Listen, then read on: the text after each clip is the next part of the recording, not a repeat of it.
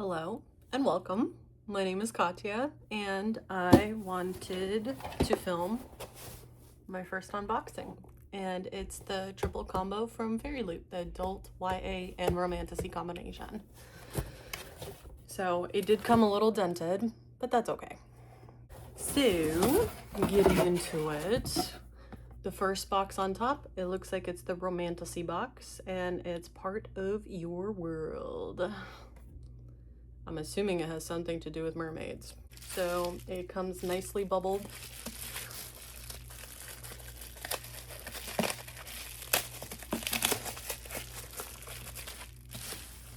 Wow, this is really pretty.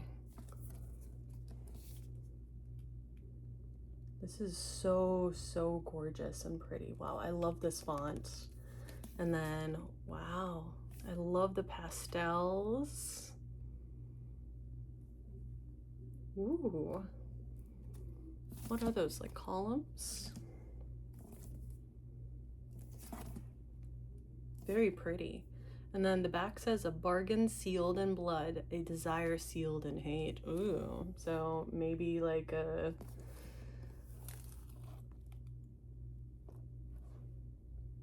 trope with enemies to lovers, maybe?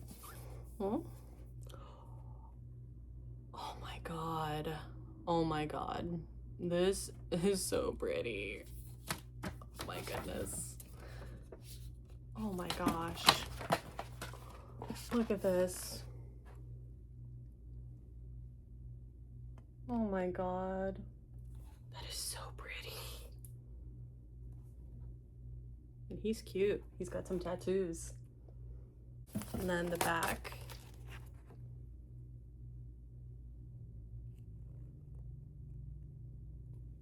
Wow. And then we have the naked hardback, which almost has that like Greek type of columns. And then the spine. It's kind of hard to see with all the, there we go. Wow. And then here's the full. Don't mind my nails, I'm biting them, so at least the cuticles. This is the reverse dust jacket. It says, the story you are about to read is impossibly biased and objectively false. Names have remained unchanged for vengeance sake. Proceed with caution and remember, don't believe a single word. Don't trust a soul. That's so funny. Okay, but the synopsis says, in this dark and sultry enemies to lovers romantasy, a mermaid battles hatred and lust for the wretched warlock who saved her life. On the run from a dangerous captor and years of abuse, mermaid Sapphira, or Sapphira, I'm assuming it's going to be Sapphira, of the Sill, or Sile, has shed her tail, grown legs, and hidden herself on land in marrow-loathing kingdom of Morsha, left to steal and barter on the dirty streets. But her freedom is short-lived when she's caught and sentenced to death by a brutal warlock, Arion Stone. Oh, I'm wondering if that's who that is. Arion is as beautiful as he is cold and deadly, only interested in punishing the marrow he views as evil. He has grown as strong as any warlock might, but at great personal cost, which can only be remedied by the heart of the god of death, lost to a fabled kingdom beneath the ocean's treacherous depths. So Arion offers Sapphira a deal she can't refuse. Help him find the mystical heart and he'll spare her life. With no other option, Sapphira agrees, entangling their souls in forbidden desires in a magical bargain. Until death do they part. But their enemies are circling, and if Sapphira and Arion can't learn to fight together and trust each other, there are worse things awaiting them than just death. Wow. This actually sounds really good, and it's so pretty. It's so beautiful. I can't wait. I can't wait to read this. This sounds super, super enticing. I have such a long list of books that I need to catch up on and read that I'm not sure when I'm gonna get to it, but I definitely want to just start with the current months and then kind of go backwards, since there's so many new things just being released over and over and over again that I think that's gonna be the best option for me. But yeah, this looks really good. So the second book is the YA fantasy, and it looks like it's Her Hidden Fire is the theme. So comes nicely bubbled. It's so inconsistent. I feel like sometimes the bubble wrap is on the bottom of the book, sometimes it's at the top of the book, but as long as it's bubbled and protected, right? So here is the cover, Her Hidden Fire. So this is one of those books that it just feels like the character on the cover doesn't do the book justice. Like, I loved the theme card. The theme card is so nice, and I love dragons, but who doesn't right now in the fantasy romantasy world? But I think this type of like cover would have been a lot more suitable if this book goes in the direction that I would like it to go to. Her Hidden Fire by Cleona O'Sullivan. It says Cleo Dochna, but I think that's like because she's from, I think she's like Irish or something. That's the cover. That's the spine. I love the gold. And then the back. The back says, her magic, his love, the world won't let her have both. Isn't that ominous? Wow, there's a dragon on the, oh my god, this is so detailed. Oh my god. This is such a detailed edge. Oh my gosh. That is stunning. Let's do the outer, the naked hardback first. This is very pretty, like beachy view. And I love the sunset, I love dragon. And then looks like we have, it's upside down again. Her Hidden Fire again on the spine. And then more cliffside view with like a little lighthouse at the top, I think. It's more like an outpost. So I don't know, maybe it takes effect during like some medieval times, but here is the full cover. Wow, it is beautiful. That is so pretty. Ooh, I love the way they incorporated the foiling, but the foiling is like on the dragon. That is so pretty.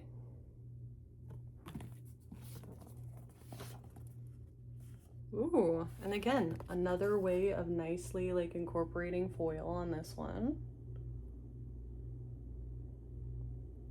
I don't know how I feel. My YA books, I love them, but I feel like a lot of the times they tend to include two love interests. Not always the biggest fan of those, at least unless she like chooses one of them very early like on.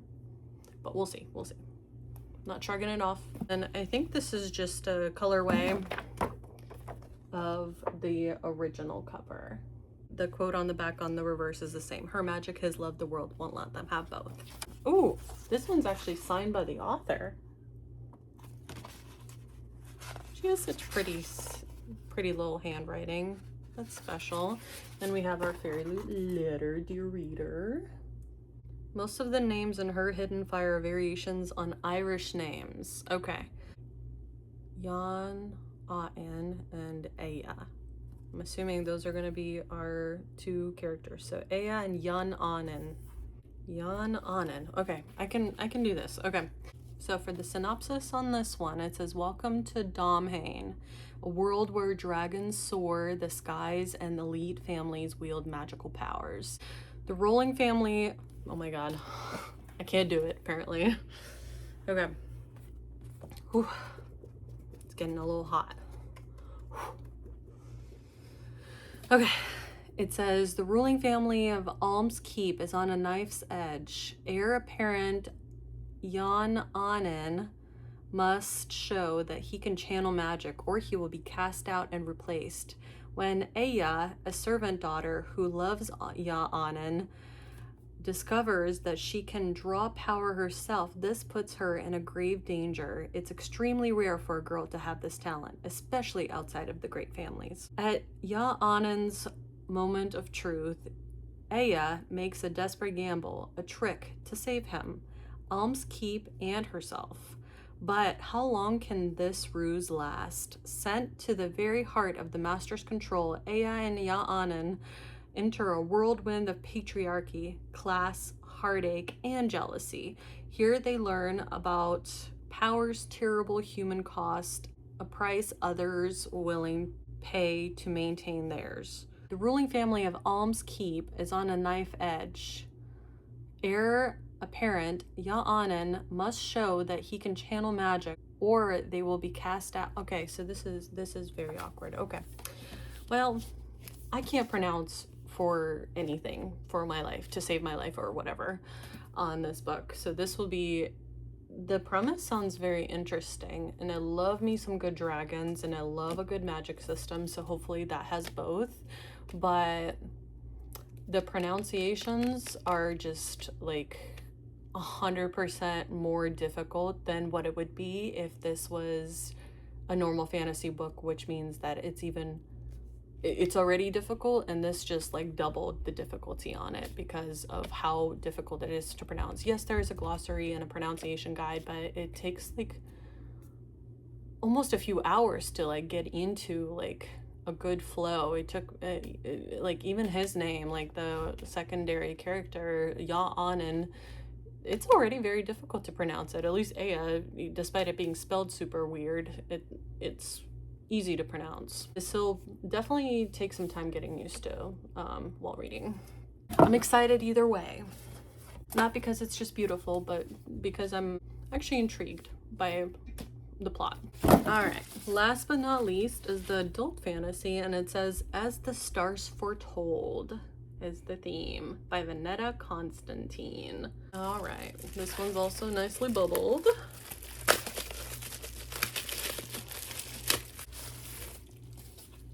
Wow, it's one of those like almost like a realistic human type of like arts, which is always a hit or miss, but this one is definitely a hit. She is very pretty. The Last Starborn Seer. Wow, even the back, you guys. Oh my goodness. The edges are a little simplified, but there's always some little bit of appreciation for me with something a little bit simple here and there. And then here is the spine. And then the top and bottom are solid purple. We all know Fairyloot loves their purple. I like purple too. The art in this is so good.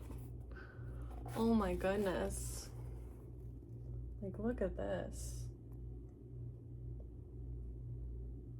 Oh. It does not look like the same dude. So, wondering if there's gonna be two gentlemen. The naked hardback feels almost like, I don't know if you can see the texture on it, but it is a little textured. But very, very nice.